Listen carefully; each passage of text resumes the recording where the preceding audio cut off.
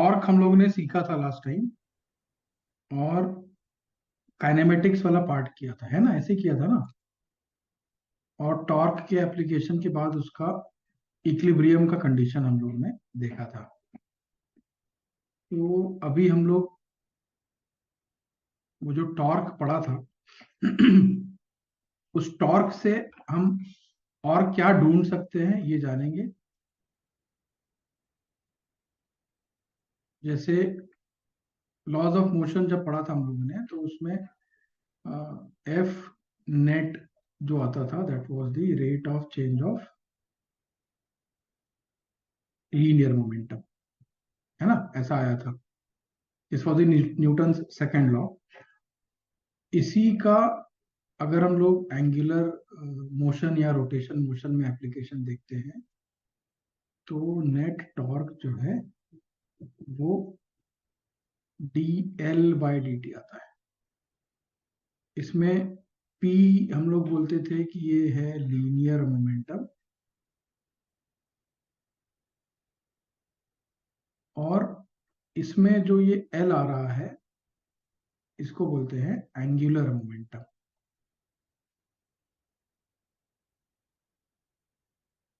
ठीक है। अब क्या रिलेशन हो सकता है एंगुलर मोमेंटम का?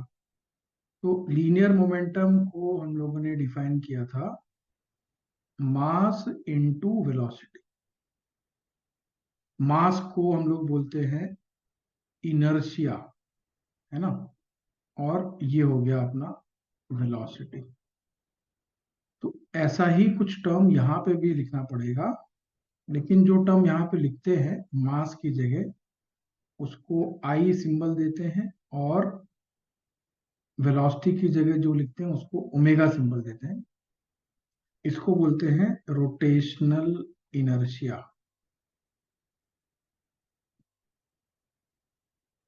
या इसको बोल सकते हैं, एक और नाम है इसका, मोमेंट ऑफ इनर्शिया। और ओमेगा जो है that is the angular velocity.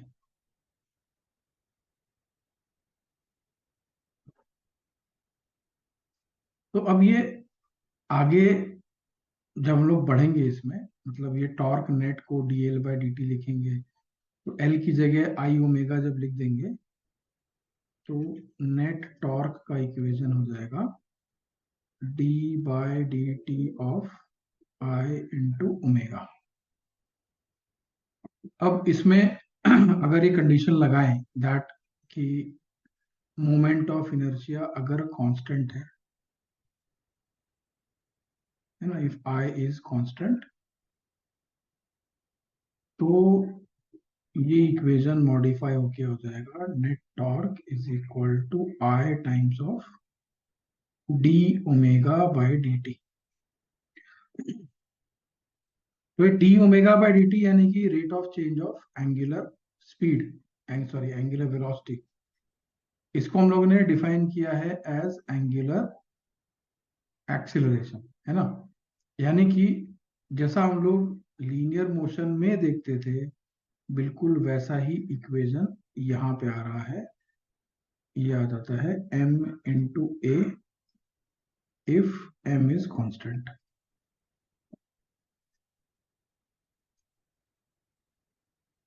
तो मोस्ट ऑफ द केसेस में ये मोमेंट ऑफ इनर्शिया जो भी टर्म है ये कांस्टेंट ही रहता है, और फिर उस केस में हम नेट टॉर्क को आई इंटू एल्फा लिख के, अगर हमें एंगुलर एक्सीलरेशन पता करना है तो हम उसको ढूंढ सकते हैं। तो ये थोड़ा आगे का स्टेप है ना? क्योंकि जब तक हमें moment of inertia term he clear नहीं होगा, हम आगे एंगुलर एक्सीलरेशन को ढूंढने में हमें दिक्कत आएगा।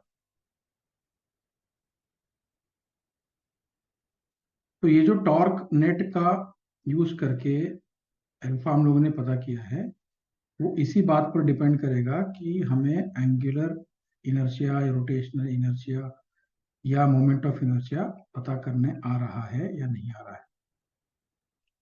तो इसी को थोड़ा और डिटेल में समझते हैं मोमेंट ऑफ इनर्शिया को, फिर वापस अल्फा की तरफ आएंगे हम लोग। ठीक है।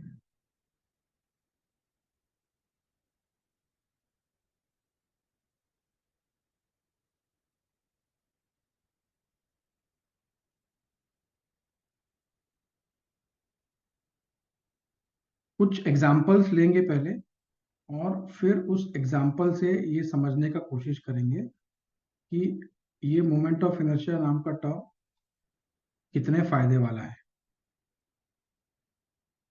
ठीक है, तो शायद क्लैरिटी हमें लगता है फिर आ जाएगा। एक पार्टिकल ले लेते हैं, और वो पार्टिकल जो है सर्कुलर मोशन कर रहा है, एक सिंगल पार्टिकल।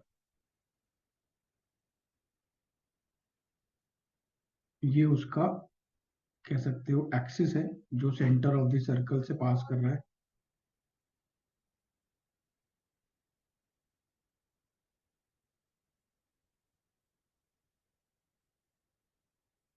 और इसका जो वेलोसिटी है वो v है।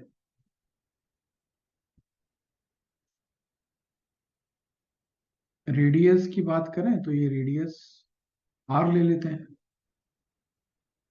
मास चाहिए तो m ले लेते हैं। अब देखो, पार्टिकल जब सर्कुलर मोशन कर रहा है तो हम लोग ने इसको लीनियर मोशन की तरह भी देखा था, है ना, v is equal to omega R से। और एंगुलर मोशन की तरह भी देखा, दोनों मोशन को हमने उसमें अप्लाई किया था। यानी कि अ, जैसे तुम एक कार में बैठे हो और कार एक सर्कुलर पाथ में ट्रैवल करे। ठीक है, अब छोटा सर्कल होगा तो तुम्हें मालूम चल जाएगा कि बार बार हम थोड़ा सा सीधे नहीं बैठ रहे, टेढ़े बैठ रहे हैं, है ना, एंगल पे बैठे हैं, तो हो सकता है कि हम घूम रहे हैं, है ना। लेकिन अगर अर्थ को एक बड़ा सा स्फीयर हम ले रहे हैं, उसके ऊपर एक ट्रैक बना दें, ये अपना अर्थ हो गया। ठीक है, इसके ऊपर एक ट्रैक है जिसके ऊपर ये व्हीकल जा रहा है। अब ये जो ट्रैक है, ये इस अर्थ के सरकमफ्रेंस के ऊपर बना हुआ है। तो क्या हमें कभी ऐसा लगेगा कि हम सर्कल में मूव कर रहे हैं? कभी नहीं लगता है ना। जितना बड़ा रेडियस होगा, हमें वो फील नहीं आ पाएगा कि हम एक सर्कुलर पाथ में ट्रैवल कर रहे हैं। लेकिन अगर हम एक छोटे सर्कुलर पाथ में ट्रैवल करें, तो हमें हमारे जो बैठने की पोजीशन है उसमें कुछ ऐसा बदलाव होगा जिससे कि हमें समझ में आ जाएगा कि हम एक सर्कुलर पाथ में शायद ट्रैवल कर रहे हैं। काफी बार तुमने अगर ट्रेन में अगर ट्रैवल किया हो, तो ट्रेन जब सीधे जा रही होती है तो नॉर्मल लगता है, लेकिन जब ट्रेन कर्व पे जा रही होती है तो खुद महसूस होता है कि ट्रेन शायद कर्व पे जा रही है ना। तो हम लोग खिड़की से बाहर झांक के देखते हैं कि वो आगे वाला इंजन दिख रहा है कि नहीं दिख रहा है। तो ये सारे जो ऑब्जर्वेशंस हैं, ये साइज पर डिपेंडेंट है ना, कितने बड़े रेडियस में हम घूम रहे हैं। तो हम एक लीनियर मोशन को एक एंगुलर मोशन की तरह भी देख सकते हैं। जैसे ये जो कार है, जो अर्थ के सरकमफ्रेंस पे ट्रैवल कर रहा है, उसमें बैठे हुए ऑब्जर्वर को तो यही लग रहा होगा कि वो एक स्ट्रेट लाइन पाथ में जा रहा है। लेकिन कोई अगर उसको स्पेस से देखेगा तो उसको देखेगा कि भाई ये तो सर्कुलर मोशन कर रहा है ना। यानी कि एक सर्कुलर मोशन को, ऑब्जर्वेशन पर्सपेक्टिव की बात है, ऑब्जेक्ट एक्चुअल में सर्कुलर मोशन कर रहा हो, लेकिन उसको एक लीनियर मोशन की तरह भी देखा जा सकता है। तो अभी हम किस बात की बात करने वाले हैं? हम बात करने वाले हैं कि ये मोमेंट ऑफ इनर्शिया पिक्चर में आया क्यों, है ना, उसके आने की जरूरत क्या है। तो अभी समझ में आ जाएगा कि जरूरत क्या है। कि जैसे इस पार्टिकल का तुम्हें कहा गया कि बताओ भाई इसका काइनेटिक एनर्जी क्या है। तो तुम जो जानते हो लीनियर मोशन की कहानी, बोलोगे सर इसका काइनेटिक एनर्जी जो है वो है हाफ एम वी स्क्वायर, है ना। तो इसमें कुछ भी एरर नहीं है, बिल्कुल परफेक्ट है, यही किया जाता है, ऐसा ही करना होता है। काइनेटिक एनर्जी को हम ऐसे ही लिखते हैं। लेकिन अगर मान लो कि किसी ने इसको एज अ एंगुलर मोशन या सर्कुलर मोशन या मे बी रोटेशन मोशन ऐसा सोचा, तो उसको एंगुलर क्वांटिटीज चाहिए। तो बोलेगा भाई कि हमको वी ना बता के हमें इसका ओमेगा बताओ क्या है। तो तुम बोलोगे ठीक है, अगर आपको ओमेगा चाहिए तो ओमेगा आ जाएगा इसका वी बाय आर।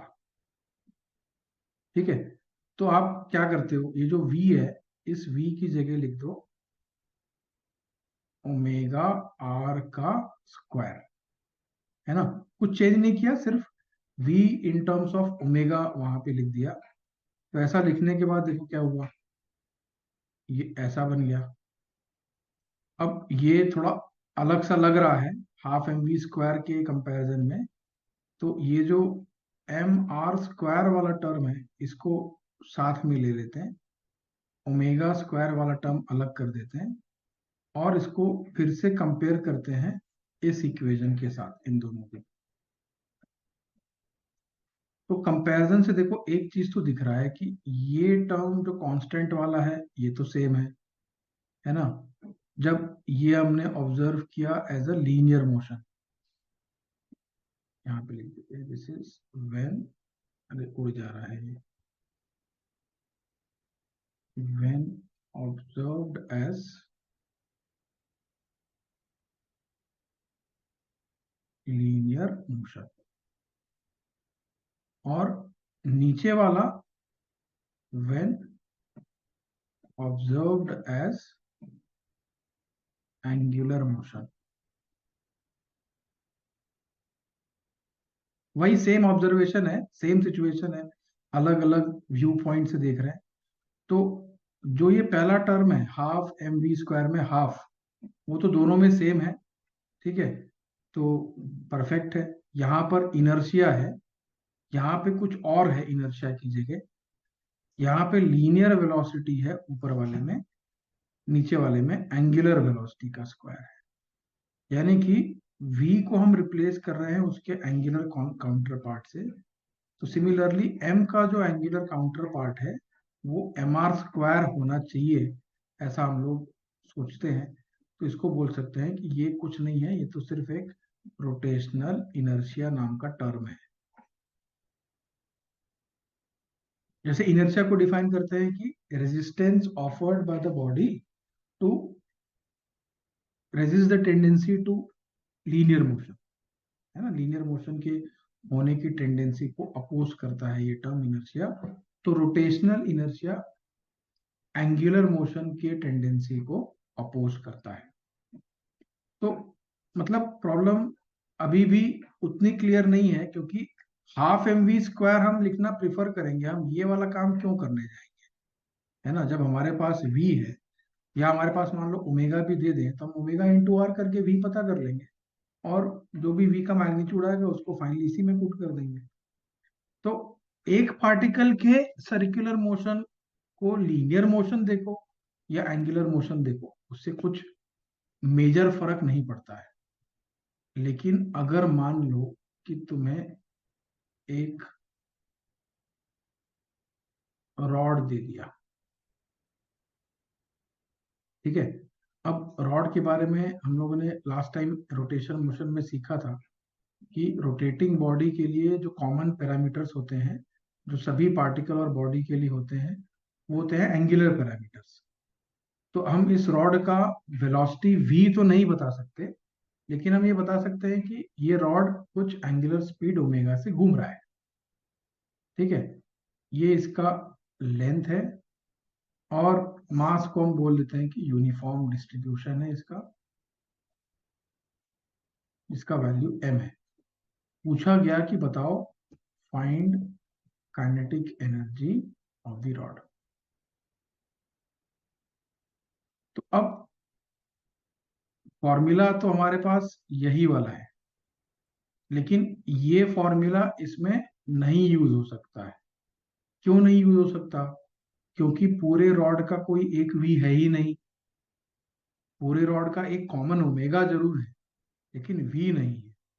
तो अगर कॉमन ओमेगा नहीं है तो, सॉरी, कॉमन वी नहीं है, तो हम क्या करें? तो हम ऐसा देखते हैं कि ये जो रॉड है इसके ऊपर हम ऐसा एज्यूम कर सकते हैं, कंसिडर कर सकते हैं कि इसके ऊपर बहुत सारे छोटे छोटे पार्टिकल हैं,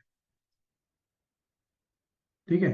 और ये जो छोटे छोटे पार्टिकल हैं, ये अपना जो डिस्टेंस होगा इनका एक्सिस से, जैसे इस केस में ये जो डी एक्स लेंथ का पार्टिकल है वो इस एक्स रेडियस में घूम रहा होगा, है ना, एक्स रेडियस के सर्कल में घूम रहा होगा। जो थोड़ा और दूर होगा उसके लिए सर्कल बड़ा होगा, यानी कि सबका रेडियस अलग अलग है। तो हम किसी एक पार्टिकल का अगर काइनेटिक एनर्जी लिखना चाहते हैं तो हम कैसे लिखेंगे? डी ऑफ के ई, यानी कि small kinetic energy will be equal to half into D M into V square. ठीक है, ऐसे हम काइनेटिक एनर्जी इस पार्टिकल का लिखें डी एक्स लेंथ का जो एक्स डिस्टेंस पर है, ऐसे फिर सबका ही इसी तरह का आएगा, सबका एक्स अलग अलग होगा, उसको हम ऐड कर दें तो टोटल काइनेटिक एनर्जी मिल जाएगा, है ना, यही तो तरीका होगा। अब ये डी एम कैसे लिखा जाए? इसमें दिया है कि टोटल मास रॉड का एम है और लेंथ एल है, तो मास यूनिट लेंथ में एम बाई एल आ जाएगा, और इसका लेंथ डी एक्स लिया है, इसमें डी एक्स मल्टीप्लाई कर देते हैं, तो ये हो जाएगा हमारा DM mass in terms of D X. और ये जो वी है इस डी एक्स मास का जो भी वेलोसिटी होगा, और वो वी हो जाएगा ओमेगा इंटू उसका रेडियस, यानी कि एक्स, इसका स्क्वायर। तो अभी इसको थोड़ा सा सिंप्लीफाई करेंगे तो m omega square by 2l x square D x, ये हो गया kinetic energy of this particle.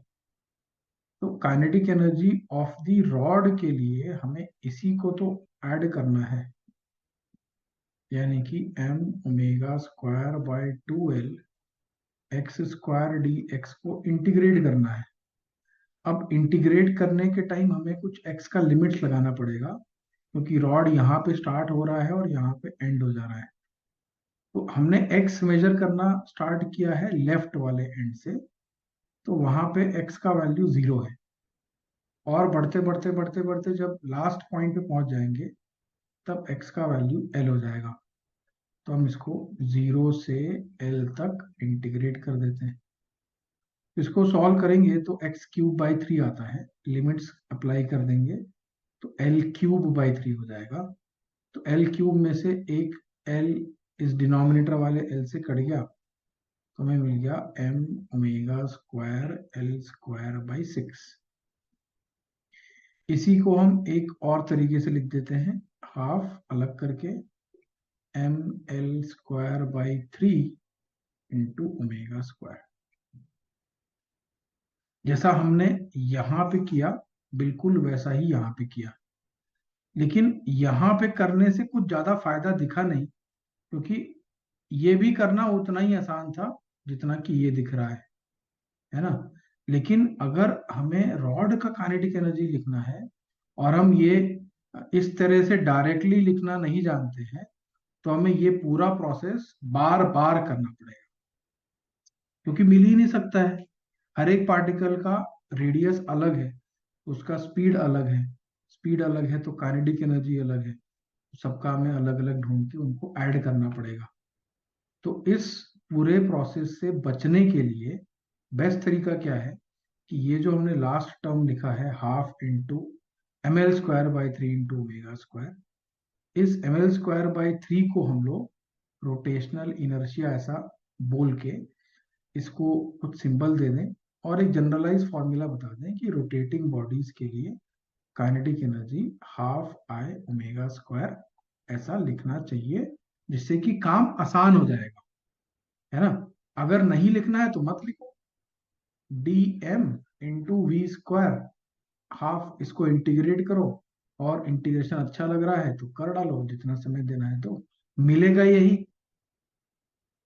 है ना। लेकिन अगर हम उस आय को डायरेक्टली फिगर को देख के थोड़ा सा कैलकुलेट करें और आय को पता पाए कि कितना है आय का वैल्यू, तो हमारे लिए मोमेंट ऑफ इनर्शिया के हेल्प से काइनेटिक एनर्जी लिखना और फिर इसके पहले जो हम लोगों ने torque is equal to I alpha लिखा था, उससे अल्फा पता करना, और भी आगे कुछ टर्म्स आएंगे, उन सब को पता करना काफी इजी हो जाएगा, है ना।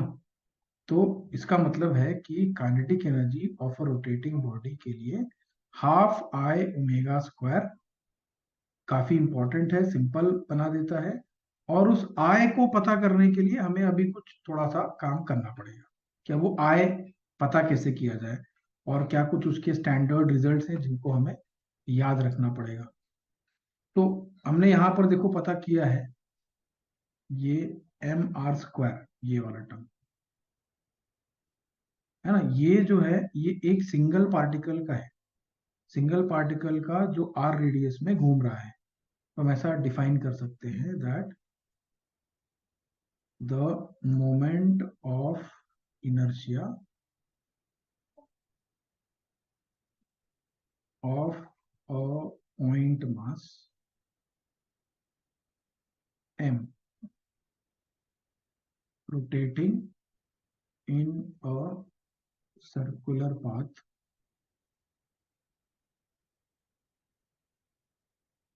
of radius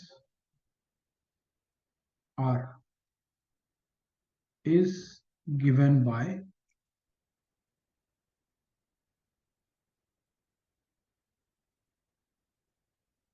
m r square।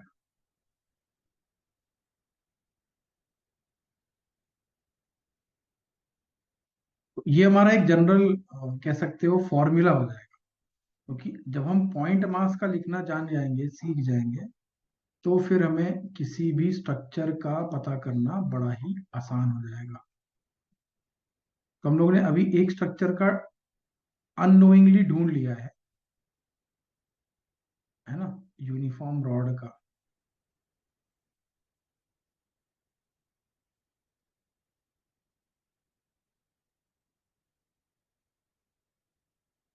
Uniform rod का हम लोगों ने ढूंढा है एक ऐसे एक्सिस के अबाउट जो उसके एंड से पास कर रहा है ना, और उसके लेंथ के परपेंडिकुलर है। ये नामकरण इसका समझना जरूरी है, क्योंकि क्वेश्चन में वो काफी बार फिगर नहीं बनाता है, सिर्फ स्टेटमेंट दे देता है। तो axis passing through one of its ends and perpendicular to its length। ठीक है, तो अभी हम लोग इसका रिजल्ट जानते हैं। कैसे जानते हैं, ये देखो ढूंढा है ना, ये इनडायरेक्टली मिला है एम एल स्क्वायर बाई 3। अभी इसको हम लोग एक बार डायरेक्ट पता करके देखते हैं, कि जिससे कि सीख भी जाएंगे कि डायरेक्टली कैसे पता किया जाता है। तो वैसे ही करना है, एक पॉइंट मास लेने का कोशिश करना है। तो एक्स डिस्टेंस पे डी एक्स थिकनेस का ये पॉइंट मास ले लिया। अब इस पॉइंट मास का फिगर से बड़े आसानी से बता सकते हैं कि ये एक्स रेडियस के सर्कल में घूमेगा। अगर ये एक्स रेडियस के सर्कल में घूम रहा है, इसका मतलब है कि इसका जो मोमेंट ऑफ इनर्शिया होगा, क्योंकि ऊपर हमने पॉइंट मास का एम आर स्क्वायर ऐसा बताया है, तो हो जाएगा D M into X square. जब तक तुम उसको पॉइंट मास ले सकते हो, तो तुम ऊपर वाला formula M are square use कर सकते हो। तो ये वही फॉर्मूला यूज करके ये मिला है।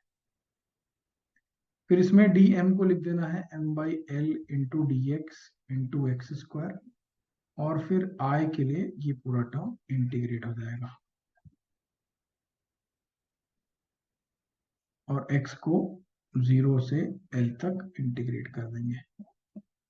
ये सॉल्व करके एम एल स्क्वायर बाई 3 ही आएगा, देखो। यानी कि moment of inertia of a rotating body which is a rod about an axis passing through one of its ends and perpendicular to its length is ml square by 3। क्या समझ में आया तुम्हें? कुछ लिखना है इसमें से या आगे एक छोटा सवाल पूछें? बाद में कुछ हाँ, बाद में रिकॉर्डिंग से लिख दूंगा। तो सेकंड इसी का नेक्स्ट पार्ट देखते हैं। एक्सिस, क्या नंबर दिया था हमने यहाँ पे? कुछ नंबर नहीं दिया है।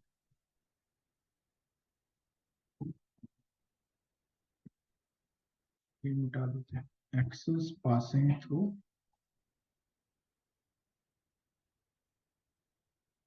Centre of the rod and perpendicular its length, ऐसा एक्सिस दिया है। इसके अबाउट मोमेंट ऑफ इनर्शिया पता करना है। क्या ढूंढा जा सकता है?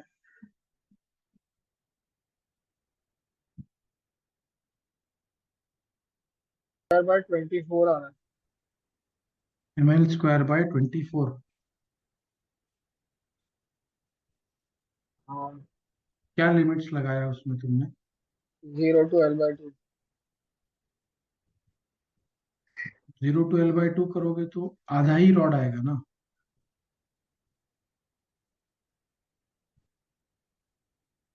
ऐसे किया होगा ना, देखो ऐसे। यहां से ये लिया, करेक्ट। तो इसको इंटू 2 कर देता हूँ। हाँ,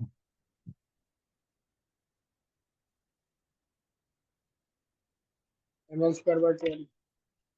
ml² / 12। तो आई हो जाएगा इंटीग्रल dm(x²), जिसको लिख रहे हो m/l(x²) dx -L/2 से +L/2 ml²/12। ये जो ml²/12 है, और इसके पहले हम लोगों ने ml²/3 पता किया, तो ये स्टैंडर्ड रिजल्ट है ना। हमें अगर ये दोनों एटलीस्ट कोई ml²/12 ही जो सेंटर ऑफ मास से पास करता हुआ है, ये अगर याद रहता है तो काम झटपट होने लगेंगे। मतलब जो रोटेशन डिफिकल्ट है, क्यों डिफिकल्ट है ऐसा जो तुम्हें सुनने में आया है, वो इसी वजह से है ना, कि तुम्हें मोमेंट ऑफ इनर्शिया पता करना है। वहां पे तो मास दिया रहता है लीनियर मोशन में। इसमें तुम्हें मास देने से कुछ नहीं होगा, तुम्हें इनर्शिया ढूंढना पड़ेगा रोटेशन वाला। तो रोटेशनल इनर्शिया ढूंढना है, टॉर्क अलग अलग फोर्सेस का ढूंढना है, फिर नेट टॉर्क मिलेगा, उसके बाद अल्फा मिलेगा जब मोमेंट ऑफ इनर्शिया सही आ जाएगा। यानी कि हर एक स्टेप में इतना सिंपल नहीं है, क्योंकि वो गिवन क्वांटिटी डायरेक्टली नहीं दिया है, तुम्हें उसमें एफर्ट लगा के सॉल्व करके पता करना है। तो इस वजह से वो थोड़ा डिफिकल्ट लगता है। लेकिन जब एक बार क्लियर हो गया कि ये क्या है मोमेंट ऑफ इनर्शिया, कैसे स्टैंडर्ड बॉडीज का हम लिखते हैं, फिर उसमें कैसे कुछ वेरिएशन होता है तो पता करते हैं, तो फिर बड़ा ही आसान लगने लगता है। तो ये हमारे रॉड के दो फिगर्स हो गए। इसमें यूनिफॉर्म रॉड लिया है। अगर नॉन यूनिफॉर्म रॉड दिया जाए, है ना, नॉन यूनिफॉर्म रॉड मतलब जिसमें जो लीनियर मास डेंसिटी है वो वेरी कर रहा हो। जब उन्होंने सेंटर ऑफ मास में ऐसा कुछ किया था ना शायद, जब सेंटर ऑफ मास पड़ा था, तो नॉन यूनिफॉर्म वाला भी केस लिया होगा ना। तो कुछ वैसा ही है।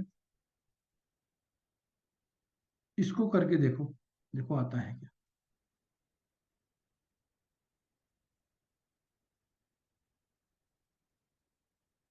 एक्सिस एंड से पास कर रहा है, परपेंडिकुलर टू लेंथ है,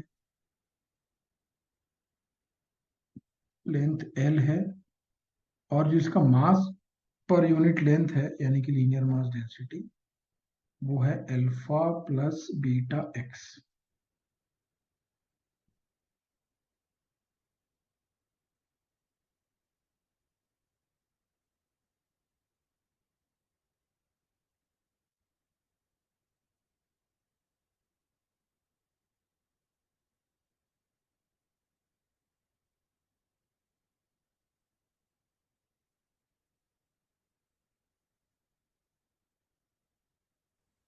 alpha L cube by 3 plus beta L raise to 4 by 4 alpha L cube by 3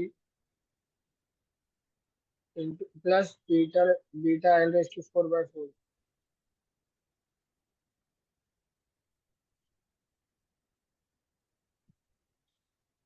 alpha plus beta X D X into X square, ये क्या होगा ना? हाँ, alpha X cube by 3 plus beta X. बहुत बढ़िया, सही आ गया, मतलब समझ में आ गया है तुम्हें?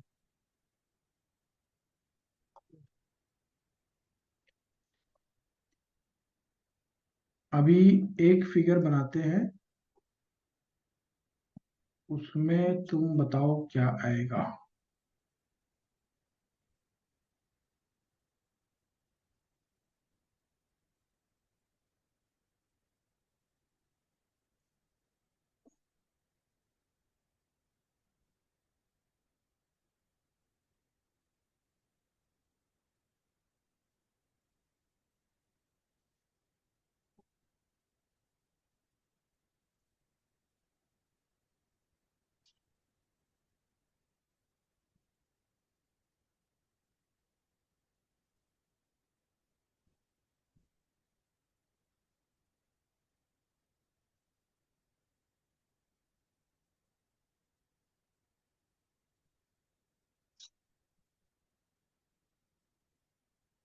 ये तीनों रॉड जो है वो एक ही मटेरियल के हैं, ठीक है।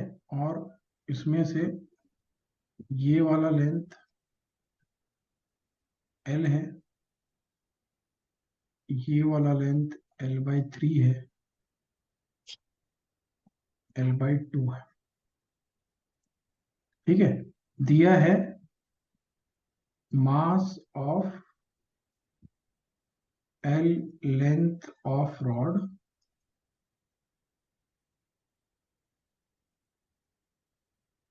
Is m।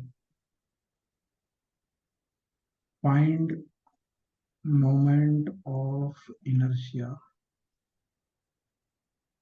of the three rod system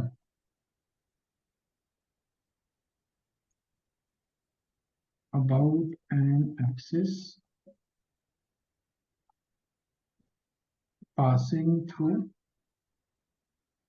O तो एल and बाय 2 वाला जीरो हो जाएगा। uh, एल बाय 2 वाले का जीरो हो जाएगा अगर ऐसा पास कर रहा है इसके L by 2। and perpendicular to the plane of the rods। हाँ, अभी होगा क्या जीरो? नहीं, क्या आ सकता है ढूंढने? ट्राई तो।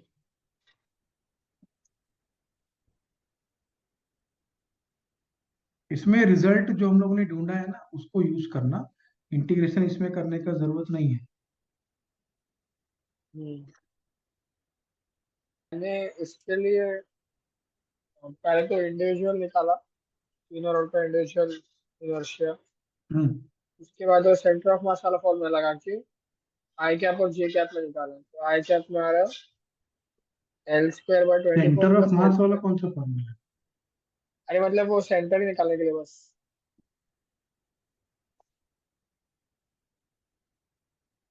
वो एम आई एक्स आई प्लस एम आई एक्स आई प्लस वो वाला। MIXI। अरे मतलब मैंने बस इंडिविजुअली निकाला, फिर उसको ऐड करके डिवाइड बाय 2 कर दिया सेंटर निकालने के लिए। ऐसे नहीं करना है। फिर ये तुम्हारा फर्स्ट रॉड हो गया ना। हाँ, उसका तो एम एल स्क्वायर बाय 12 ही आएगा। इस रॉड का हाँ, किस एक्सिस के अबाउट? ये जो एक्सिस। वो सब। हाँ ये होगा ना एक्सिस ऐसे, हाँ मतलब स्क्रीन में ऐसे परपेंडिकुलर अंदर जाता हुआ। हाँ हाँ। तो क्या उस रॉड के एक एंड से पास कर रहा है एक्सिस? नहीं, हाँ एक एंड से पास। पास कर रहा है। तो एक एंड से पास करते हैं तो मोमेंट ऑफ इनर्शिया क्या आता है? M L square by 12। अच्छा हाँ, एम एल स्क्वायर बाय 3।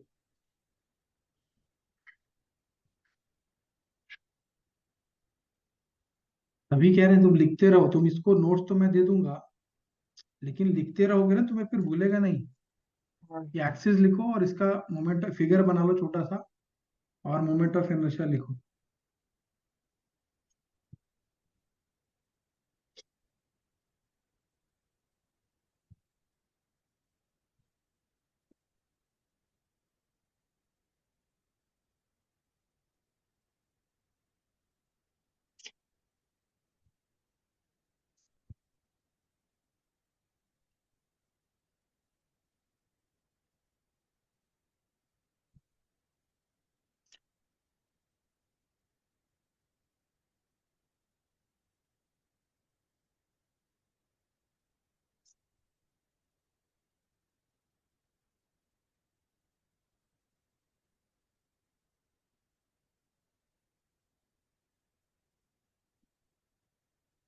हाँ, समझ गया। और ये वाला भी लिख लो, एम एल स्क्वायर बाई 12 वाला। हाँ, ये लिख दिया। तो ये अपना हो गया फर्स्ट रॉड, ये सेकेंड रॉड, और ये थर्ड रॉड। तो फर्स्ट रॉड का हम लोग लिखेंगे कितना? M L square by 3। M L square by 3। अब जो अपना सेकेंड रॉड है उसके लिए एम एल देखो। Square by 27। इसका बता रहे हो? हाँ। ठीक है, तो वो I3 हो गया। वो एम एल स्क्वायर बाई 27 कैसे आएगा? एल बाय 3 है ना, तो एल बाय 3 का स्क्वायर अपॉन 3। तो L L square by mass 27 है। कितना है? M by 3। हाँ। M by 3। तो ये होगा ना। हाँ, तो 81 आ जाएगा। L by 81। हाँ, ऐसे ही ये I2 क्या होगा? 24 upon 24।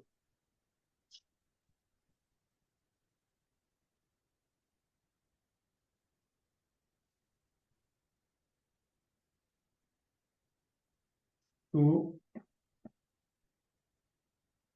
I of the system के लिए क्या करना है? I1 plus I2 plus I3। सिर्फ ऐड कर देना है, कुछ डिवाइड बाय टू सिर्फ वगैरह नहीं करना है। सिर्फ उतना ही। हाँ, सिर्फ ऐड करना है। सिर्फ ऐड करना है। अच्छा।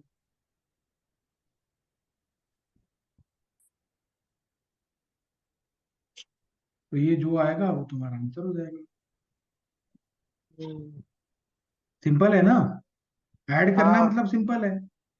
बस इसी बात का ध्यान रखना है, यहाँ पे मास कितना है, फॉर्मूला में कैसे उसको, कौन से टर्म कैसे लिखने हैं, हाँ इसका ध्यान हाँ। देंगे तो आ जाएगा आंसर।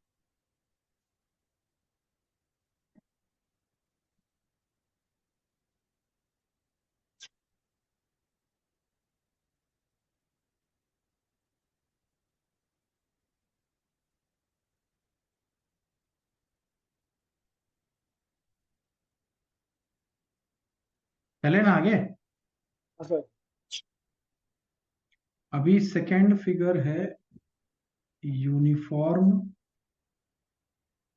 Circular ring.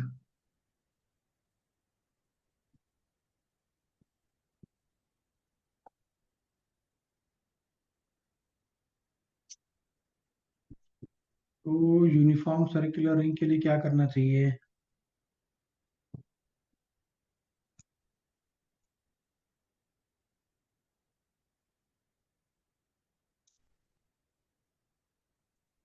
ये मान लो तुम्हारा रिंग है, ठीक है, और एक्सिस जो है वो सेंटर से पास कर रहा है और प्लेन के परपेंडिकुलर है।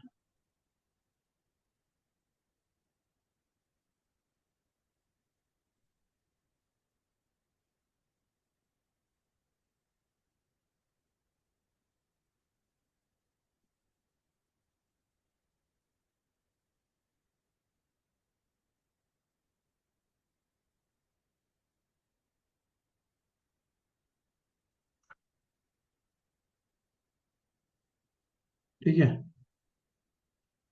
तो इसका मास m ले लेते हैं और रेडियस r ले लेते हैं।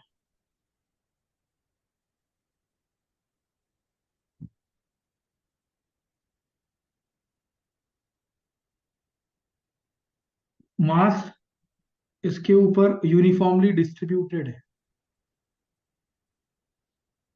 हम्म।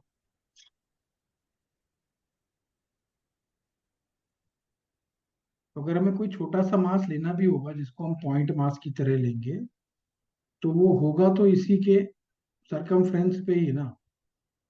हाँ।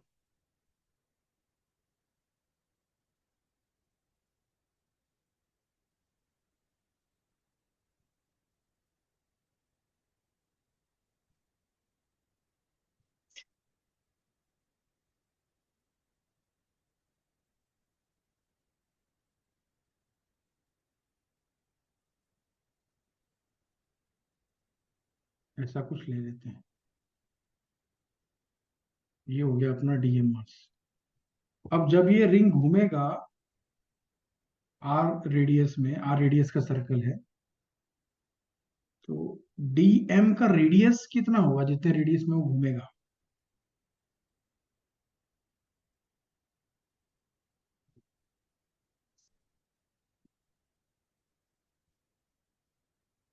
वही आर ही होगा ना, हाँ। क्योंकि वो सरकमफ्रेंस पर ही है और एक्सिस सेंटर से पास कर रहा है। तो it is as if DM अपना एक आर रेडियस के सर्कल में घूम रहा है, आर जो रिंग का रेडियस है। तो आई हो जाएगा integral of D M into capital R square, है ना, जो पॉइंट मास का फॉर्मूला होता है उसको यूज किया। अब इसमें जो आर स्क्वायर है ये तो है कांस्टेंट ना, ये तो बाहर हो गया इंटीग्रल के, बच गया डीएम। अब डीएम को हम ऐड करेंगे, यानी कि सारे मास जो छोटे छोटे हम सरकमफ्रेंस पे लें उनको ऐड कर दें, तो हमें मिलेगा तो यही मास ऑफ द रिंग। हाँ। ये हो गया अपना एम आर स्क्वायर।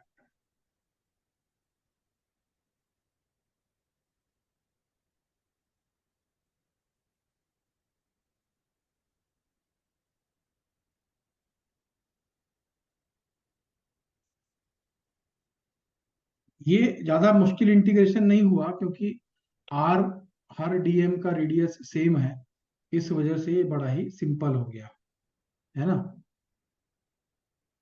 इसको सिंपल ही रहने देते हैं, अगली फिगर की तरफ चलते हैं।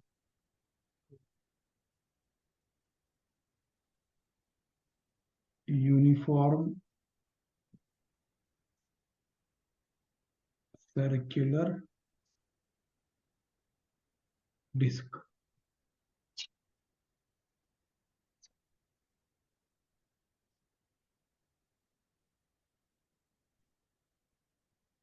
डिस्क यानी कि एक सर्कुलर प्लेट की तरह ले लो, ये है।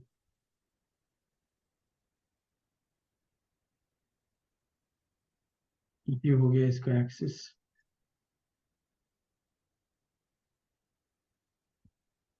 अब रिंग में तो सारा मास सरकमफ्रेंस पे था, लेकिन इसमें तो मास इसके पूरे एरिया पर डिस्ट्रीब्यूटेड है।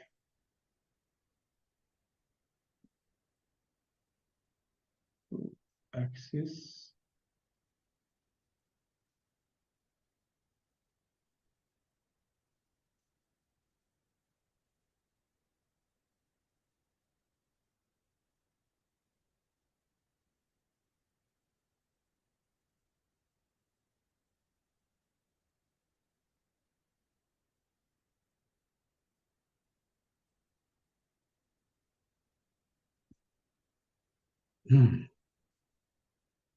तो इसके लिए क्या करना चाहिए? डीएम को अब चूंकि सरकमफ्रेंस पे नहीं है, रिंग की तरह तो नहीं ले सकते, तो क्या करते हैं कि ऐसा एक तो एम बाय पाया स्क्वायर हो जाएगा। एम बाय पाई स्क्वायर उसका डेंसिटी हो गया ना, हाँ सरफेस डेंसिटी। लेकिन हमें डीएम का पहले चॉइस करना पड़ेगा ना कि किस शेप में लें। हाँ, तो छोटे तभी छोटे तो। सर्कल। हाँ, सर्कल बनाने पड़ेंगे जिनका हमें रेडियस धीरे धीरे बढ़ाना पड़ेगा। 0 to 1।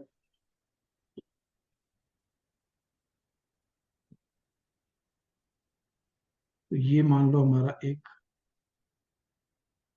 Are radius, small R radius और डी आर थिकनेस का, इसको रिंग ही बोलेंगे।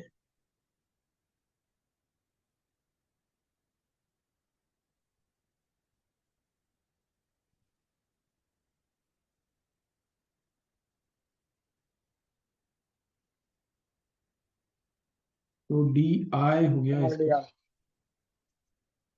रिंग का देखो रिजल्ट आया था ना अभी, एम आर स्क्वायर। हाँ रिंग वाले रिजल्ट यूज कर रहे हैं, d M into radius square, using the result of ring.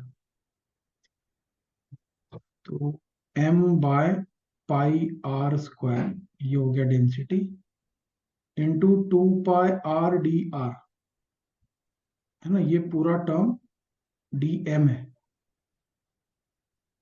ये टर्म समझा?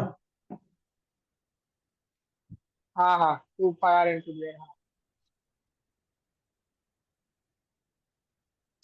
तो ये हो गया 2m/r²।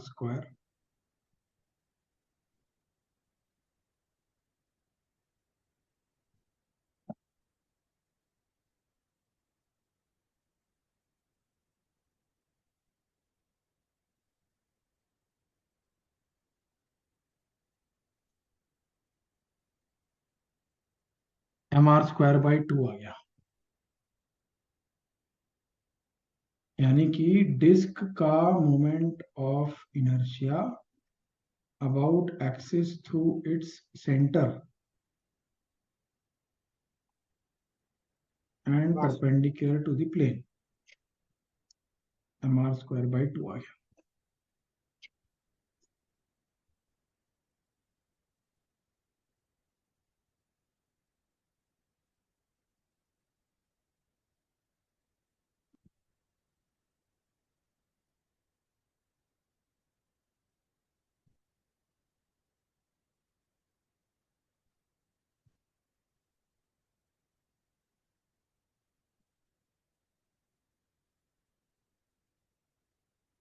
ये हम लोग पता करेंगे for a right angled plate, क्योंकि उस तरह का शेप काफी हेल्पफुल होता है। फिर उसको हम लोग देखेंगे कि कैसे अलग अलग केसेस में इसको यूज कर पाएंगे।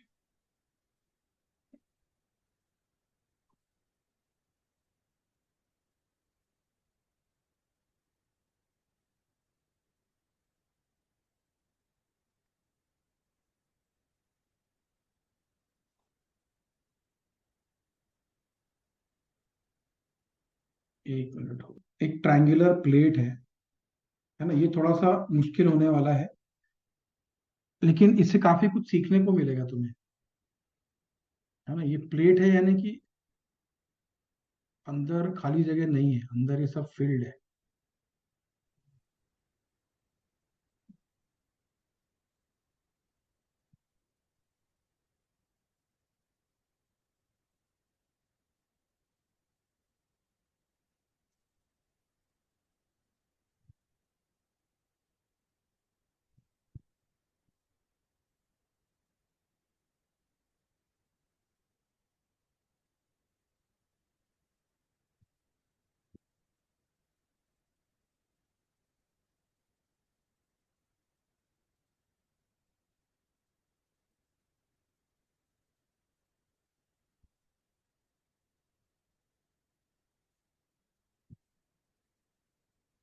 तो इसमें हम लोग जो एक्सिस लेंगे ना,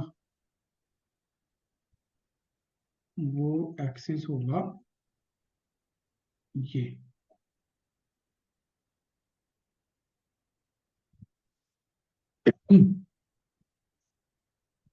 ठीक है।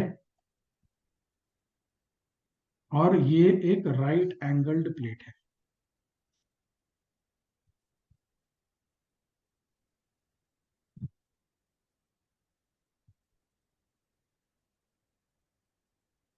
राइट एंगल्ड प्लेट, और इसका ये लेंथ ले लो एज ए, और एज बी, है ना। दोनों परपेंडिकुलर साइड का लेंथ दिया है।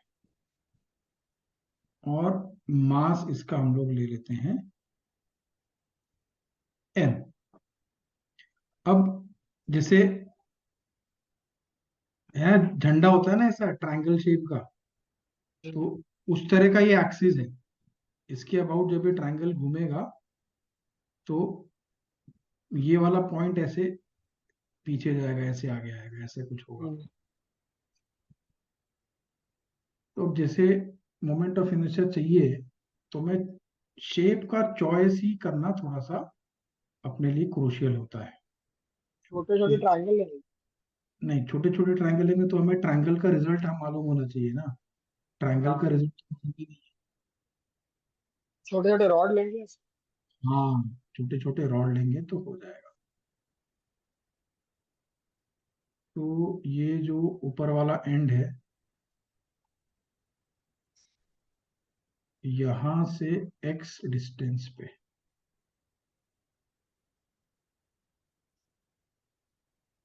ठीक है।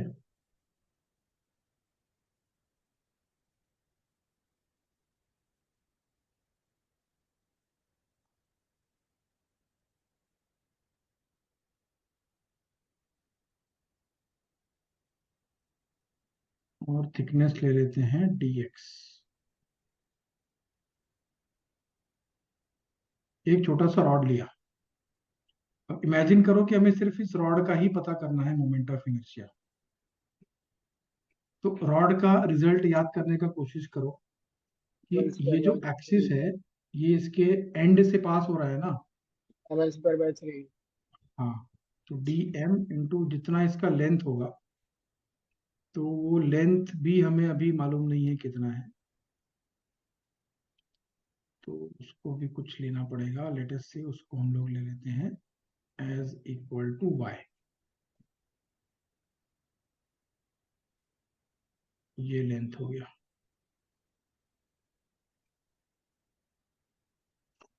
तो D M into Y square by three. ये स्टार्टिंग पॉइंट अगर सही लिखा ना, तो आगे गलती नहीं होगा।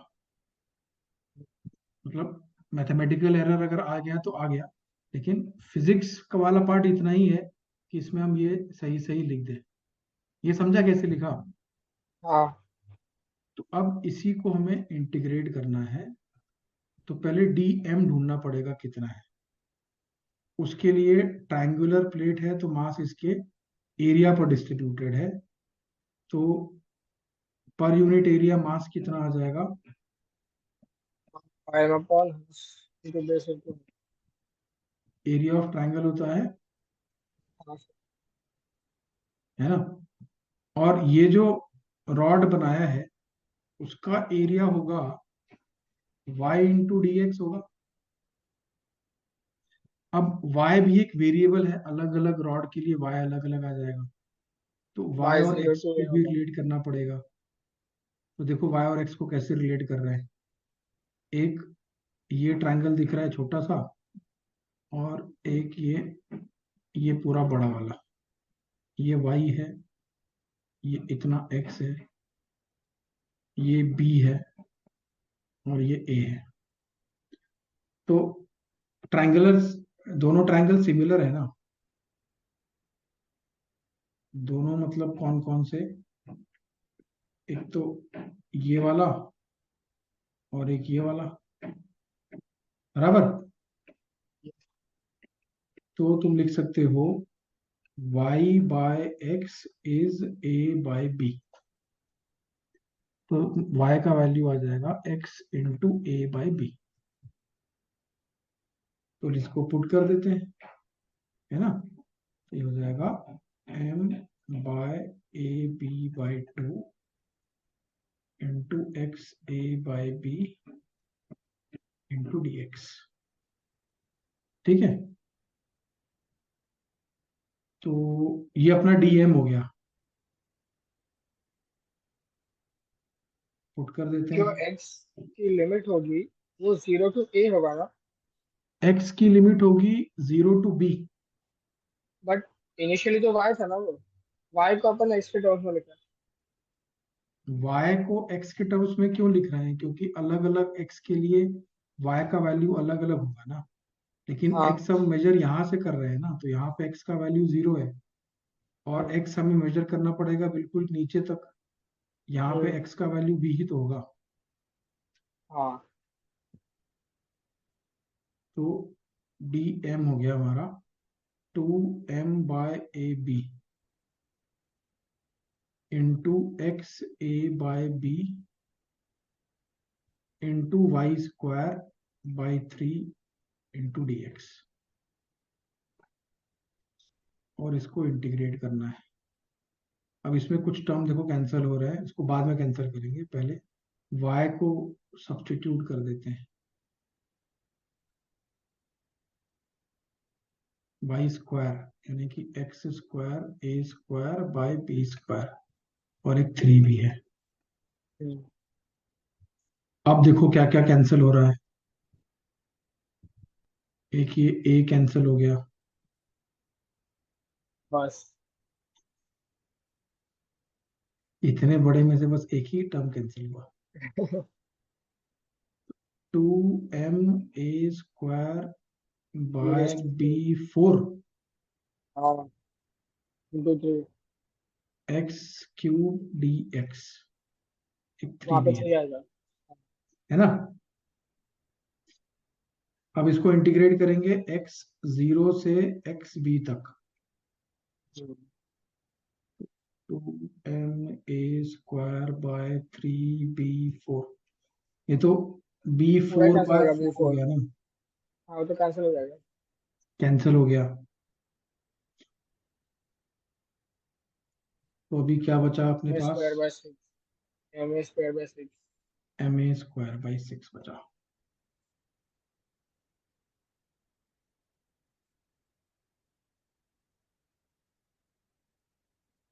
ये रिजल्ट जितना तुम्हें याद रहेगा ना, उतना तुम्हें फायदा होगा। और याद कर रखना मतलब वो प्रैक्टिस करके याद होगा।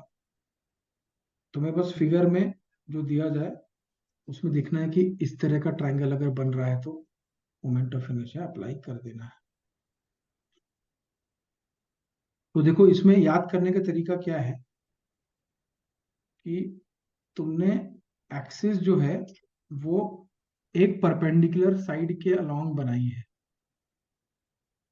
और फॉर्मूला में जो जिस साइड का स्क्वायर हो रहा है वो उस परपेंडिकुलर साइड के परपेंडिकुलर है। मतलब एक्सिस के परपेंडिकुलर वाला जो लेंथ है वो तुम्हें यहाँ पे यूज करना हाँ।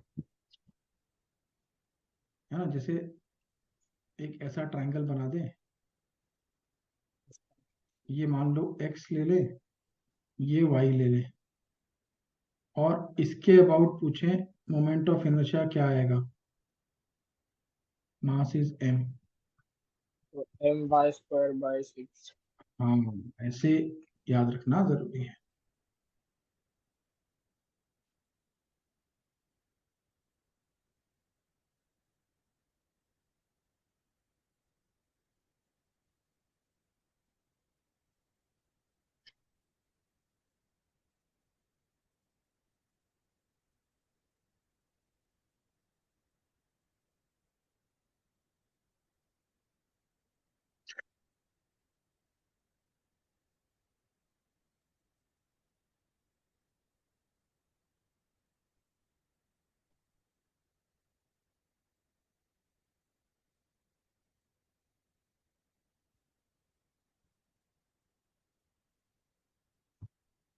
समझ गए मेथड? Yes sir. तो एक एक्सिस इसमें मैं बनाता हूँ, तुम उसमें ट्राई करो मोमेंट ऑफ इनर्शिया पता करने का। इसी तरह का ट्रायंगल होगा, एक्सिस में थोड़ा सा चेंज करेंगे।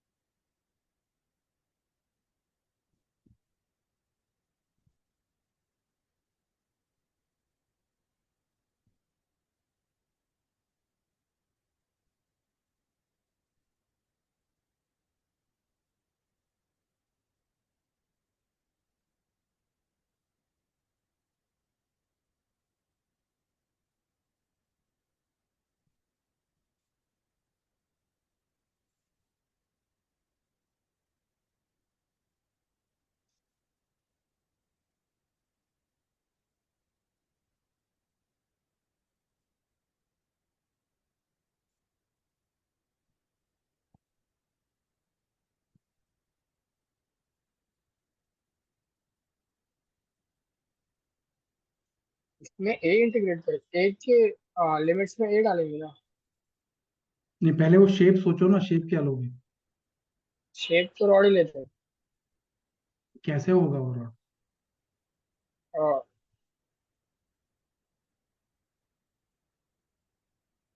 वर्टिकल होगा, हॉरिजॉन्टल होगा, कैसा होगा?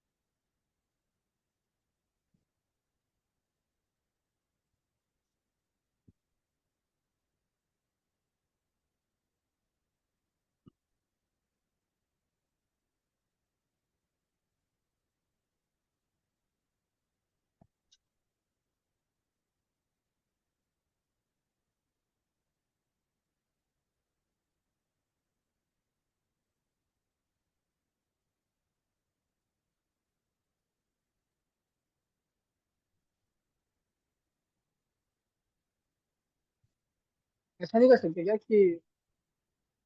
सर, कि जो पूरा उतना शेप है वो रेक्टेंगल, उसका फाइंड करें पूरे का, यानी उसका हाफ नहीं कर सकते? रेक्टेंगल का फाइंड करके हाफ करें? क्योंकि वो एक ऐसा ट्रायंगल है और एक उल्टा ऐसा होगा ना।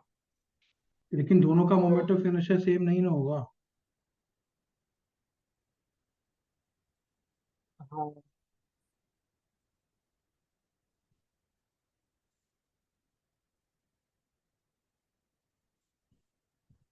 ऐसा कर सकते हैं कि रॉड एंगल चेंज करेगा। हाँ, रॉड्स एंगल पे रखते हैं, मतलब उसी पॉइंट से बहुत सारे रॉड्स एंगल पे, एंगल चेंज होगा। नहीं देखिए, एंगल चेंज होगा तो आर्क बनेगा ना। आर्क से एक सर्कुलर पार्ट बन सकता है। ये तो स्ट्रेट है ना पूरा। हाँ, देखो मैं बताता हूँ। ऐसा स्टार्ट करो, फिर देखो क्या करोगे।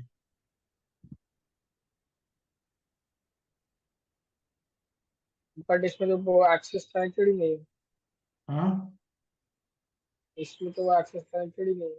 हाँ, रिजल्ट तो नहीं आएगा अभी। मतलब जो हमारे स्टैंडर्ड रिजल्ट है उसमें से तो ये कोई नहीं है। हम्म। लेकिन थोड़ा सोचेंगे तो समझ में आ जाएगा कि क्या होगा। बताते हैं।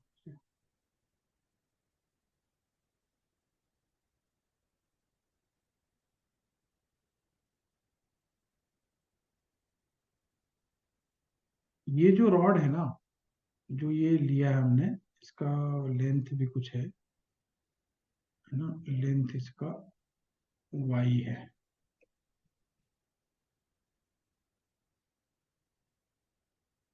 तो इस रॉड को जब इस एक्सिस के अबाउट घुमाएंगे, हम्म। तो इसके जितने भी अलग अलग ऐसे डीएम मास होंगे, सब तो एक ही रेडियस में घूमेंगे ना। हम्म। नहीं, ऐसा हाँ, इस वाले फिगर में देखो, अगर इसमें ऐसा नहीं हो रहा है। अगर इसमें यहां, हॉरिजॉन्टल या तो इसलिए नहीं हो रहा ना। हाँ इसमें क्योंकि वो लेंथ अलोंग द रेडियस है, इस वजह से नहीं हो रहा है। लेकिन इसमें तो बिल्कुल ही अलग है, लेंथ जो है वो रेडियस के परपेंडिकुलर है। तो सबका सेम होगा। सबका सेम हो गया। तो रेडियस आर, इसका मास पता कर लें, डीएम इंटू आर स्क्वायर, मिल जाएगा। है ना। जैसे अगर हमें इस रॉड का मास मिल जाए, तो हम डी एम इंटू जितना उसका रेडियस है, रेडियस कितना होगा उसका। बी। नहीं नहीं, नहीं, D X M X X X X. होगा। हाँ, आप करो तो तुम्हें आंसर आ जाएगा।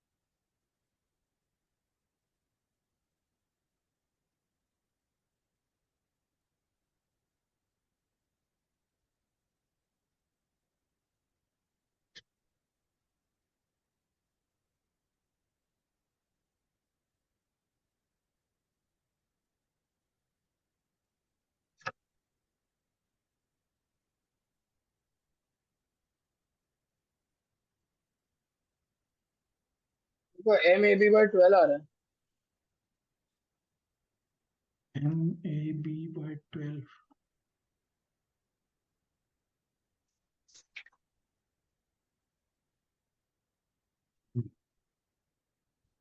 तो तुमने DM तो लिखा होगा यही,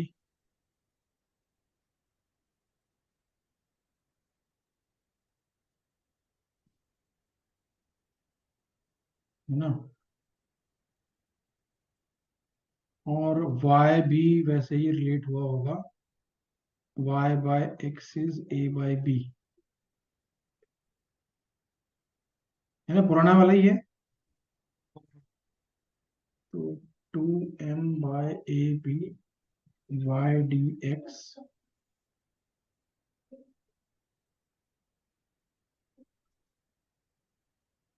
मैंने उल्टा किया। क्या हो गया?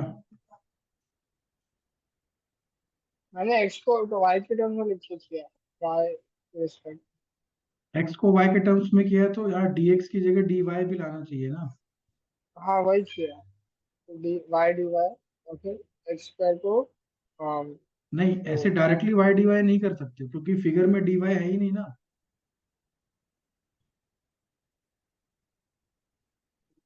तुमने यहाँ पे विड्थ ये DX लिया है ना, हाँ तो DY तो ऐसे वर्टिकल चेंज है, वो कैसे इंट्रोड्यूस करोगे ऐसे डायरेक्टली?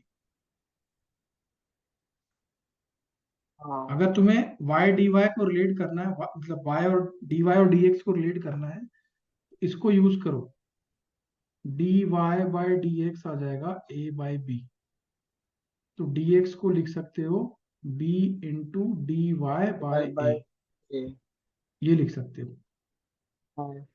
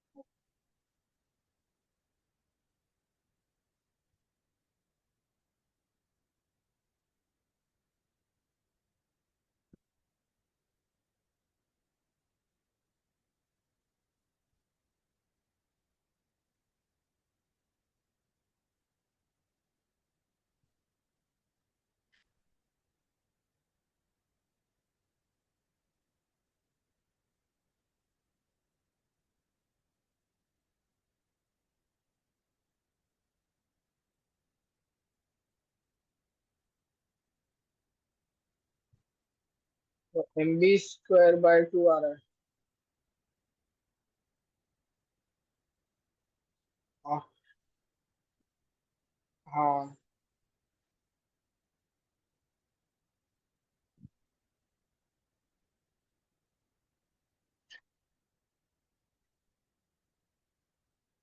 चलो अभी इसको यूज करते हैं तो समझेगा ना। हाँ सारे रिजल्ट एक बार देख लें। हाँ सर। रॉड का हम लोगों ने एंड के अबाउट ml²/3 हो गया, सेंटर के अबाउट ml²/12, सर्कुलर रिंग का सेंटर के अबाउट mr², डिस्क का mr²/2, ट्रायंगुलर प्लेट का, राइट एंगल्ड प्लेट का about one of the perpendicular side ma²/6, और उसी के ये भी पैरेलल। स्टैंडर्ड है ना। हाँ, ये दोनों स्टैंडर्ड है। हाँ ठीक।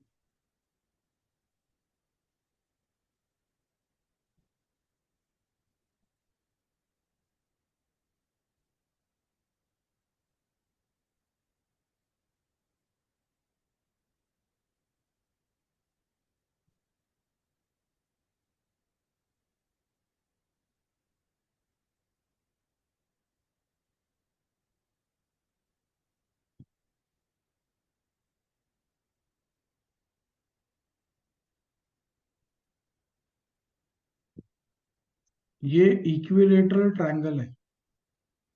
हम्म,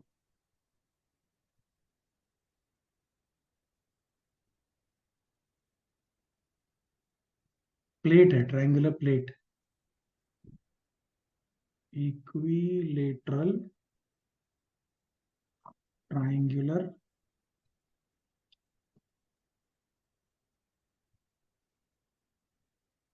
प्लेट। मास इसका m दिया है। एक्सिस पास कर रहा है इसके तो सेंटर इजी है, से। बस हो गया। ऐड कर दो, बस दोनों को हो गया। इसको ऐड कर दें। और इसका होगा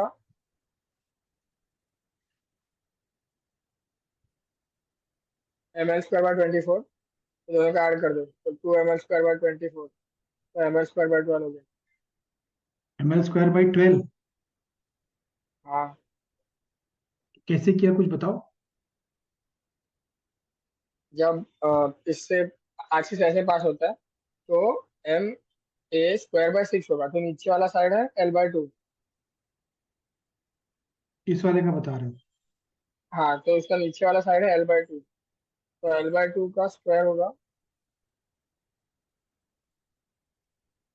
हाँ, इसको डबल m/2। कर दें। हाँ, तो 24 आएगा, m²/24। हाँ। ठीक है। हाँ, तो अब इसका बताओ।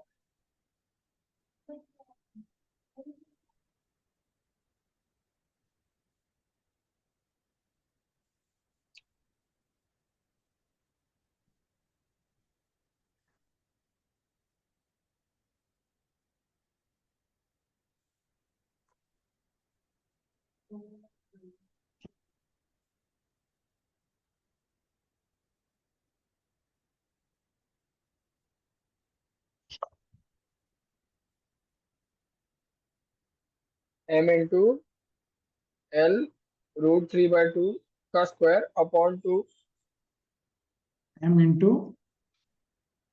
l√3/2 का स्क्वायर अपॉन 2, एक और अपॉन 2 कर दो वो मास के लिए, फिर एक साइड का निकल जाएगा। हाँ, तो ये एक साइड का होगा। हाँ,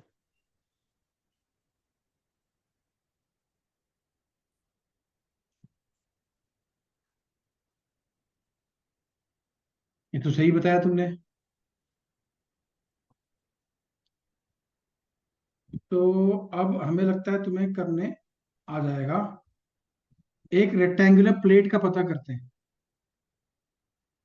है ना। रिजल्ट यही तो वाले ट्रायंगल के यूज करके देखते हैं आता है क्या। एंगल का क्यों यूज करना है, सिर्फ रॉड को ऐसे ऐसे रख दो। हाँ, ये भी कर सकते हैं। ट्रायंगल कैसे करेंगे? हाँ, ट्रायंगल कैसे यूज करेंगे? ट्रायंगल कैसे यूज करेंगे तो तुम बताओगे ना, तुम्हें सिखाया ना हमने। हाँ, ये ठीक है। और तुम्हें बताना है इस एक्सिस के ऊपर ट्रायंगल का यूज करके बताना। तो अम, दो टाइप के ट्रायंगल लेते हैं।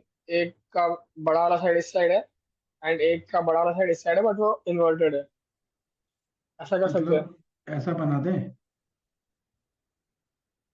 हाँ, एक ऐसा। हाँ, तो ये दो ट्रायंगल बन गए। ठीक है, इसका बताओ कितना होगा। l²/6। ml²/6। हाँ, पक्का सही बोल रहे हो ना। हाँ, हाँ, सही है। m/2 l अरे स्क्वायर बाई। यार, हाँ, मतलब ठीक है भाई। हाँ, इसका बताओ। m/2 into l²/2। तो ml² बाय 4। 4। तो आई ऑफ द प्लेट हो गया ऐड कर दो बस। I1 plus I2।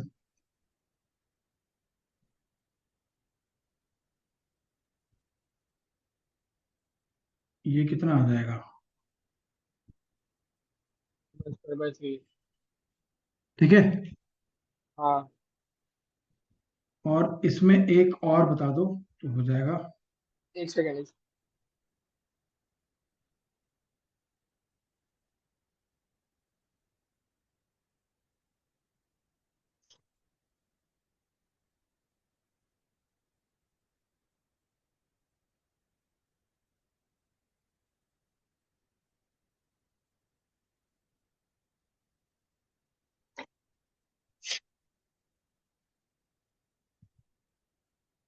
ये वाला लेकिन कैसे मिलेगा तुम्हें?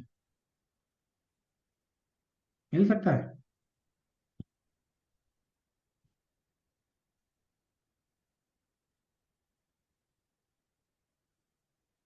प्लेन के परपेंडिकुलर है। रेक्टेंगल ही लो, स्क्वायर मत लेना है।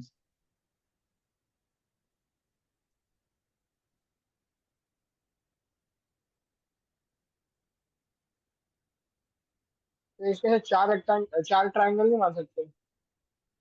हाँ, लेकिन एक ट्रायंगल का भी तो ऐसा नहीं मालूम है ना। हम लोग तो जो एक्सिस बना रहे हैं वो प्लेन में ही बन रहा था अभी तक।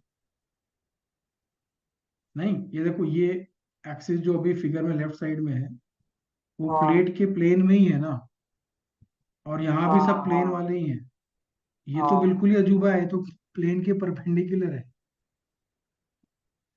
मतलब इसके लिए कोई अपना रिजल्ट अभी नहीं है, ऐसा कह रहे हैं। हम्म। तो या तो इसको ढूंढे,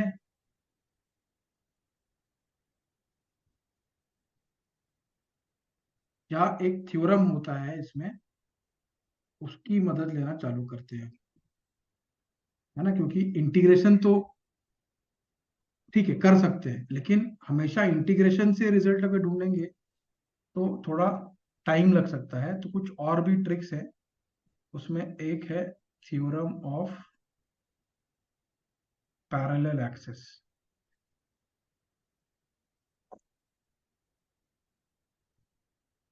और दूसरा है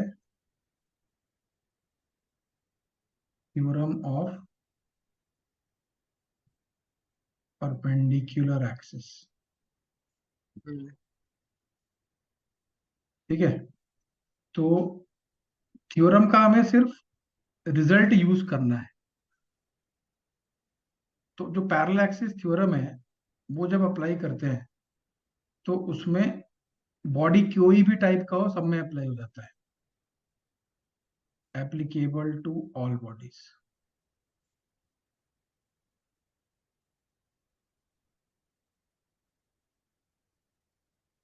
तो हमें बिल्कुल भी सोचना नहीं है, ये थ्योरम अगर अप्लाई करना है तो बड़े आसानी से अप्लाई कर सकते हैं। लेकिन अप्लाई करने के लिए मान लो तुम्हें पूछा गया कि बताओ भाई कि इस बॉडी का कोई रैंडम सा एक्सिस बना दो, कैसा भी, प्लेन में हो, प्लेन में ना हो, प्लेन के बाहर हो, प्लेन के परपेंडिकुलर हो, बॉडी से पास कर रहा हो या बॉडी से पास ना कर रहा हो, कैसा भी हो, उस एक्सिस के अबाउट तुम्हें आई का वैल्यू पूछा गया, उस बॉडी का। तो तुम क्या करोगे, उस बॉडी का पहले सेंटर ऑफ मास लोकेट कर लो कहाँ पे है। ये पहला स्टेप हो गया। तो ये तो ज्यादातर केसेस में फिगर देखते ही मालूम चल जाता है सेंटर ऑफ मास यहाँ पे है। ठीक है। दूसरा, इस सेंटर ऑफ मास से एक एक्सिस बनाओ जो एक्सिस के अबाउट तुम्हें पूछा गया है उसके बिल्कुल पैरेलल हो। हाँ, जिस एक्सिस के अबाउट तुम्हें ढूंढना है उसके बिल्कुल पैरेलल बना देना है ये एक्सिस। इसके अबाउट तुम्हें मोमेंट ऑफ इनर्शिया ढूंढना पड़ेगा। या तो वो कोई स्टैंडर्ड रिजल्ट होगा, या कुछ प्लस माइनस करके जो हम लोग अभी इसके पहले कर रहे थे वो करके मिलेगा। तो फाइंड कर लो ICM। दोनों एक्सिस के बीच का डिस्टेंस अगर d है, थर्ड स्टेप में तुम्हारा आंसर आ जाएगा I = ICM प्लस MD²। ठीक है, ये बड़ा ही यूजफुल है, प्रोवाइडेड सही तरीके से हम लोग इसको यूज करें। अब इस वाले पे आ जाओ, परपेंडिकुलर एक्सिस वाले पे। पहली बात कि ये सब केसेस में सब बॉडीज के लिए एप्लीकेबल नहीं होता है। It is only applicable to 2D bodies. 2D bodies में जितने भी प्लेट्स हैं, ट्रायंगुलर प्लेट, डिस्क, रिंग, है ना, ये सब इसमें आ जाएंगे। रॉड नहीं आता है, क्यों? क्योंकि रॉड 2 डायमेंशन नहीं होता है ना, वन डायमेंशनल होता है क्योंकि वन डीएक्स डायमेंशन लेते होता है। हैं। हाँ, डीएक्स लेते हैं उसका। हाँ, और स्फीयर नहीं आता है, वो 3D है। 3D होता है ना। बाकी सारे जितने भी हैं प्लेट्स ही बच गए अब तो, है ना। तो अब जैसे मान लो कि तुम्हारा एक ऐसा कोई 2D शेप है, तो तुम एक एक्सिस बना दो जिसके अबाउट तुम्हें पता करना है। ये एक्सिस या तो बॉडी के प्लेन में हो या उसके परपेंडिकुलर हो, तीसरा पॉसिबिलिटी नहीं है ना। ये कोई एक्सिस है जिसके अबाउट तुम्हें आई पूछा गया है।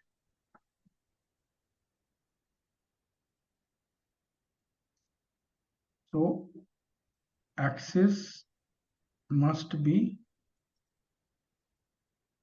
इन the plane of the body और परपेंडिकुलर टू द प्लेन। तो तुम क्या करते हो, तुम कोई एक पॉइंट P लेते हो जो उस एक्सिस पे है ना, और उस पॉइंट P से एक और एक्सिस बनाते हो जो पहले वाले एक्सिस के परपेंडिकुलर है। तो पॉइंट P का चॉइस तुम्हारा खुद का है। तो तुम ऐसा पॉइंट चूज करोगे जिसके अबाउट तुम्हें ये मोमेंट ऑफ इनर्शिया इस एक्सिस का मालूम हो, है ना, ये मालूम होना चाहिए। फिर इन दोनों इन दोनों लाइंस का जो इंटरसेक्शन है पॉइंट P, वहां से तीसरा एक्सिस बनाओ जो इन दोनों के परपेंडिकुलर हो,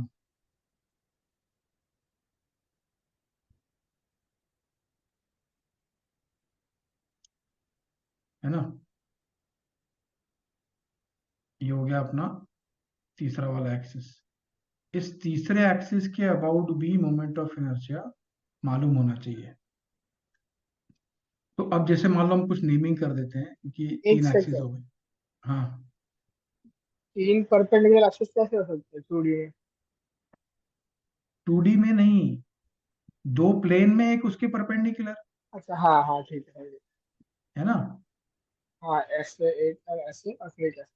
हाँ, एक एक्स एक्सिस ले लो इसको, ग्रीन वाले को वाई ले लो जो दोनों प्लेन में है, और जो प्लेन के परपेंडिकुलर है वो जेड एक्सिस ले लो। तो समझ। थ्योरम क्या बोलता है, थ्योरम बोलता है कि भाई moment of inertia about the axis X and Y जो होगा, जो प्लेन में है, उनको ऐड करोगे तो तीसरा वाला मोमेंट ऑफ इनर्शिया मिल जाएगा। तो अब तुम्हें इन तीनों में से कोई एक नहीं मालूम होगा, वो बाकी दोनों मालूम होंगे तो इसको रीअरेंज करके मिल जाएगा आंसर। हम्म। समझा। यस। तो इन दोनों फॉर्मूला को बिल्कुल दिमाग में सेट करना है।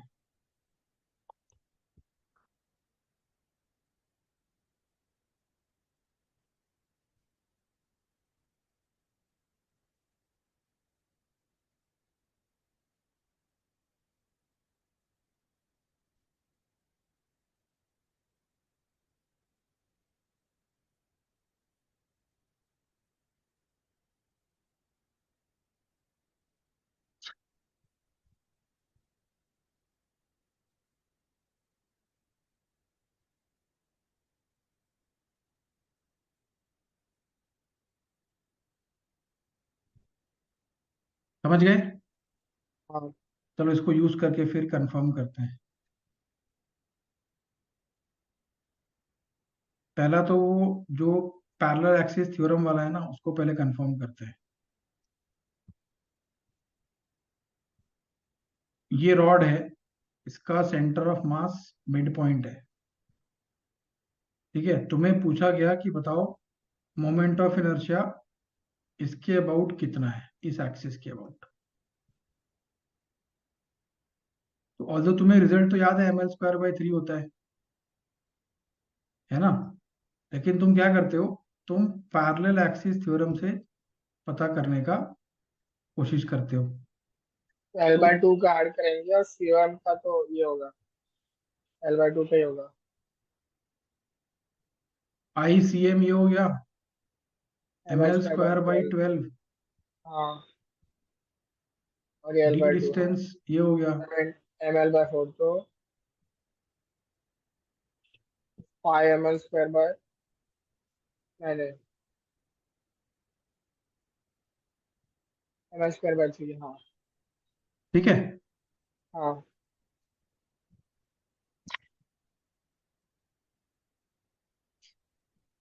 परपेंडिकुलर वाला कंफर्म कैसे किया जाए? थोड़ा कंफर्म कौन करते बैठेगा, क्योंकि कंफर्म करने के लिए फिर इंटीग्रेशन करना पड़ेगा ना, हाँ।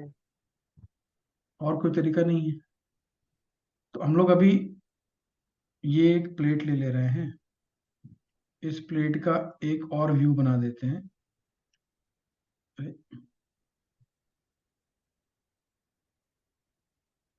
ये वाला, ठीक है, साइड में इक्वल नहीं लेंगे, साइड एल और बी ले लेंगे। ये एल है और ये बी है। तो एक तो जो दोनों डायगोनल्स हैं उनके इंटरसेक्शन पॉइंट से एक एक्सिस पास कर रहा है, जो हम लोगों ने इसके पहले बनाया था, ये वाला।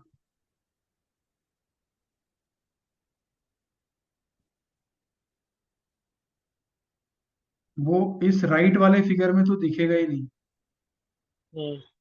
है ना, क्योंकि वो तो तो अंदर करके जा रहा जाएंगे। होगा ना। हाँ। तो वो हमारे लिए जेड एक्सिस हो गया। ठीक है, तो अब एक्स और वाई जो है वो आपस में परपेंडिकुलर चाहिए। तो ये पॉइंट अपना ओ ले लो, और एक एक्सिस हम बनाते हैं जो ये हो, ये वाला। दोनों डायगोनल्स के अलग नहीं बना सकते? लेकिन दोनों डायगोनल्स परपेंडिकुलर नहीं होंगे ना, स्क्वायर होगा तो परपेंडिकुलर होंगे, हाँ, रेक्टेंगल सही। में तो नहीं होंगे ना। हम्म। ये हमारा दूसरा हो गया। अब थोड़ा सोच के आ सकता है क्या हमें, आई एक्स और आई वाई का वैल्यू, मास हम लोग ले लें एज इक्वल टू एम।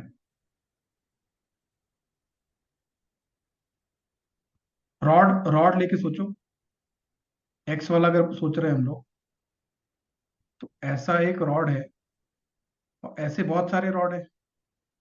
हाँ। तो सब रॉड का लेंथ कितना होगा? बी। बी होगा।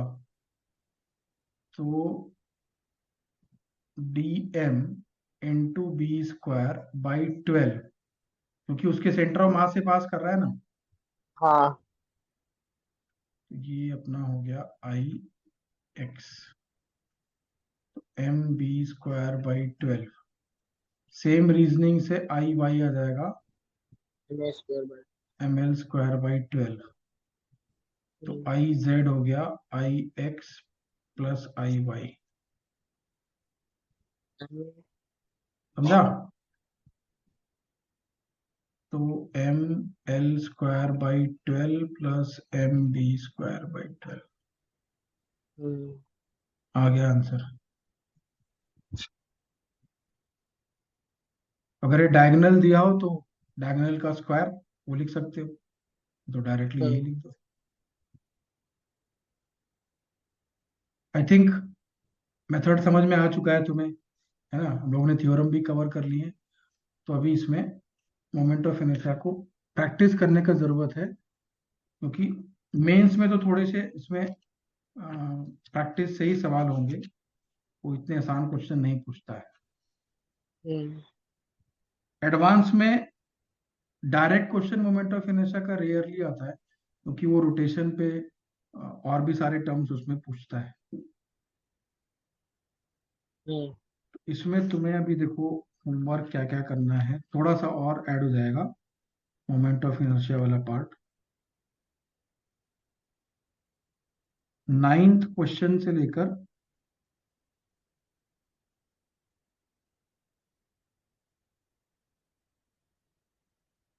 16th तक, हाँ। ठीक है। इसमें एक टर्म और लिखा है, वो छोटा सा ये को बता देते हैं, तो उस वजह से कुछ सवाल नहीं होंगे। Radius of gyration.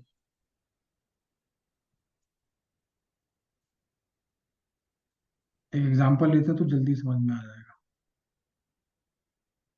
जैसे मान लो कि एक रॉड ले लिया। ये गायरोस्कोप से रिलेटेड है। नहीं नहीं, अच्छा। गायरोस्कोप से रिलेटेड नहीं है, नाम उसकी तरह का है। हाँ। तो अब जैसे ये तुम्हें एक रॉड दिया और एक्सिस उसके सेंटर ऑफ मास से पास कर रहा है, तो तुम मोमेंट ऑफ इनर्शिया तो बता सकते हो कितना है। I का वैल्यू ml² बाई 12 आता है। तो अगर तुम्हें पूछे कि find the radius of gyration of the rod about the given axis, जो एक्सिस ऊपर फिगर में दिया है, तो तुम क्या करोगे? तुम उसके लिए एक्सिस को वैसे ही रखोगे और पूरे रॉड के मास को एक जगह कंसंट्रेट कर दोगे, तो वो बन जाएगा एक पॉइंट मास। ठीक है। मास हम्म। उतना ही होगा जितना रॉड का मास। तुम्हें उस पॉइंट मास को एक्सिस से इतने डिस्टेंस पे रखना है कि उस पॉइंट मास का जो मोमेंट ऑफ इनर्शिया मिले वो रॉड के मोमेंट ऑफ इनर्शिया के बराबर आ जाए। ठीक है। So I of the mass m will be equal to m into rg²। तो ये वाला लैम्डा वैल्यू स्क्वायर। इसके बराबर या। होना चाहिए।